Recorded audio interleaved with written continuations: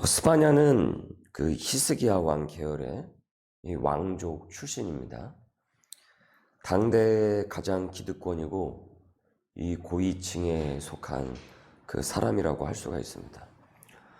요새 유행하는 그 드라마 그 재벌집 막내 아들과 같은 그 신분의 사람이라고 할 수 있지 않을까 생각이 들어요. 이들을 이제 로얄 패밀리라고 이제 부르기도 하죠.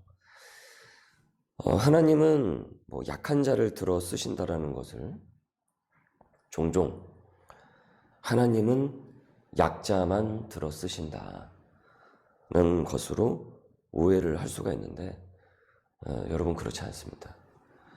하나님께서 사용하시는 사람은 계층에 갇히지 않습니다.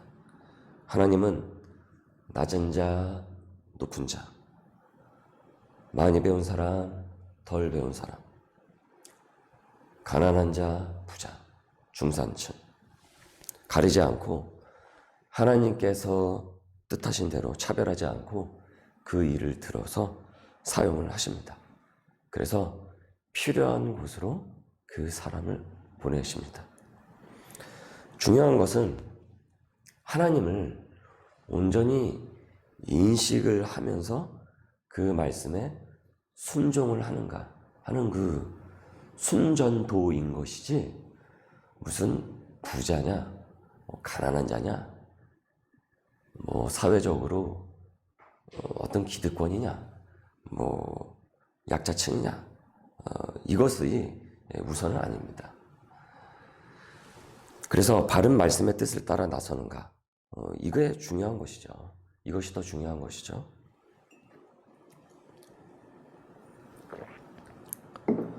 오늘 하나님께서 스바냐에게 그 소명을 주셔서 이제 그를 부르셨어요. 그를 유다 백성들에게 이제 보내시면서 그를 통해서 당신의 메시지를 전달을 하십니다. 2절에 여호와께서 이르시되 내가 땅 위에서 모든 것을 진멸하리라. 내가 사람과 짐승을 진멸하고 공중의 새와 바다의 고기와 거치게 하는 것과 악인들을 아울러 진멸할 것이라. 내가 사람을 땅 위에 멸하리라. 나 여호와의 말이니라. 창조를 하신 그 역순에 따라서 지금 진노를 하신다고 하고 있죠. 다 정리하시겠다라는 겁니다. 여러분, 무엇 때문에 하나님께서 이렇게 진노를 하셨던 것입니까? 이들이 깊은 우상 숭배에 빠져 있었기 때문입니다. 그 우상은 타락한 문화와 범죄를 유발을 했습니다. 그 죄로 말미암아서 사람들이 고통을 받아요. 그리고 신음소리가 끝나질 않아요. 우상은 여러분 혼합주의를 몰고 오게 되어 있습니다.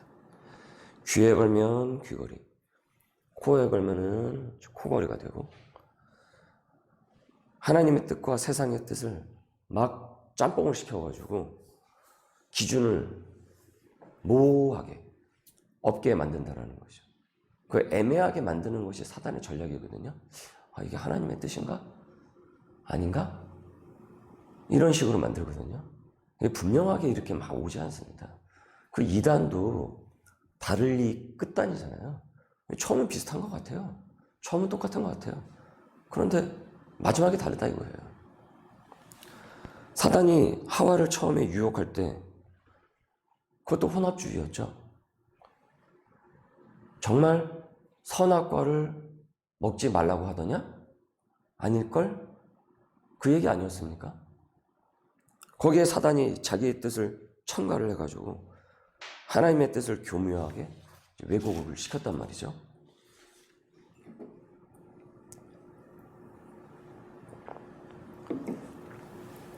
내가 똑바로 그 말씀의 기준에 서 있지 않고 이런 사단의 조잡한 기준에 걸려들게 되면은 내 가족과 지체에게 이 고통을 줄 수 있는 것입니다. 하나님의 뜻을 혼잡하게 알고 있다 보니까 나도 이게 뭐가 옳은 건지 뭐가 맞는 건지 무엇이 질서인지 무엇이 무질서인지를 구분을 하지 못하는 거예요. 그러면 당연히 말씀의 기준이 없는 그 생각에서 생각을 그렇게 하니까 행동도 그런 생각에 따른 그런 행동이 나오게 될 것 아닙니까? 그 행동이 주변에 고통을 주게 되는 것이에요. 그것이 잘못인지도 모르고 하나님께서 기뻐하시지 않는 것인지도 모르고 그렇게 행동을 하고 있는 거예요. 나는 이게 맞다라는 거죠. 여러분, 주관과 고집은 다른 것입니다. 주관과 고집은 다른 것입니다. 우리가 엄밀하게 하나님의 말씀 앞에서 딱 서 있을 때 이것은 주관이 돼요. 그런데 그것이 없이 무엇이 분명하지도 못한 채로 이거다 라고 생각하는 것은 고집이 될 수 있는 거예요. 그리고 여러분, 그 고집이 내 가족을 멍들게 합니다. 내 주변을 멍들게 합니다. 나를 힘들게 하는 것입니다. 8절에 방백들과 왕자들과 이방인의 옷을 입은 자들을 벌할 것이며 라고 하였죠. 이들은 로얄 패밀리입니다. 이 사회에서 가장 영향력이 센 사람들이에요. 이방인의 옷을 입었다라는 것은 혼합주의에 물들었다라는 것을 뜻합니다. 9절에 그날의 문턱을 뛰어넘어서 포악과 거짓을 자기 주인의 집에 채운 자들을 내가 벌하리라.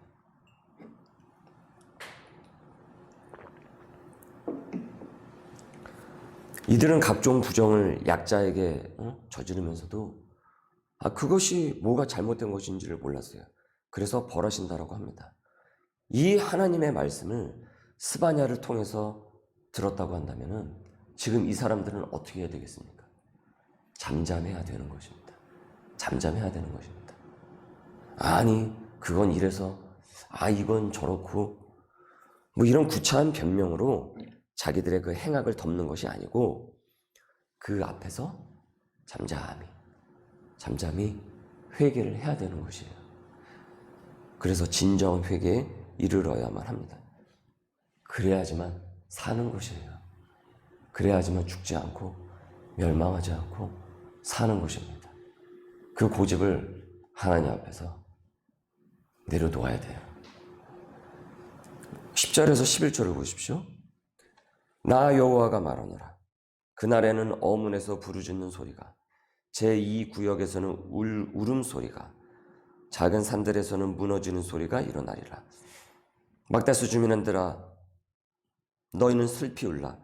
가나안 백성이 다 패망하고 은을 거래하는 자들이 끊어졌음이라. 여호와의 날이 이르게 되면은 여기저기서 이제 울부짖는 소리가 들려요.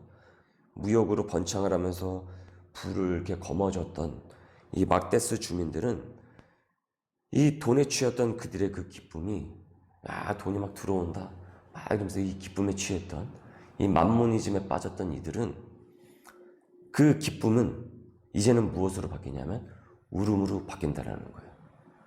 그 부의 기반을 뒤엎으시고 그 거래처를 끊어버리시기 때문에 그렇습니다. 교만과 자기 잘난 멋에, 그래서 막 자기들의 권력을 막 휘두르면서 하늘 무서운 줄 모르고 고통을 주변에 주었던 그들을 끊어버리신다라고 하고 있어요.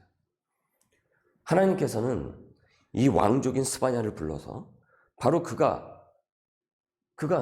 곁에서 익히 보고 느꼈던 것을 개혁하는 주체로 그를 불러내셨어요. 스바냐는 하나님 앞에 살아있는, 양심이 살아있는 자라 분명 그 모습들을 보면서 이렇게 가다가는 망할 텐데, 이렇게 가다가는 하나님의 그 진노의 벌을 피할 수가 없을 텐데 이 신음과 고통으로 울부짖는 그 백성들의 모습을 보면서 안타까워했을 것입니다.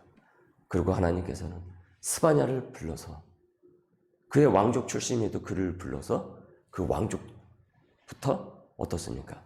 개혁을 시켜가고 계신 것이에요. 썩은 부위를 도려내어 암처럼 증식하는 그 죄악을 끊어버리겠다고 말씀하십니다. 스바냐에 임한 이 여호와의 말씀이 나중에 여러분 훗날에 요시야 왕의 종교개혁, 그 영적 개혁, 그 국정개혁에 아주 지대한 영향을 끼치게 되는 것입니다. 말씀을 여러분 정용할 수 있길 바랍니다. 자, 첫 번째, 당시 유다 백성들처럼 내 속에 이 혼합주의는 무엇입니까? 그것이 어떤 말과 행동을 유발을 하고 식구와 주변 지체들에게 고통을 주는 것 같습니까? 그게 진짜 말씀 앞에 주관입니까? 아니면 내 아집이며 고집입니까? 두 번째, 하나님께서 내가 개혁을 하고 고쳐 나가야 할 것을 원하시는 것은 무엇이겠습니까?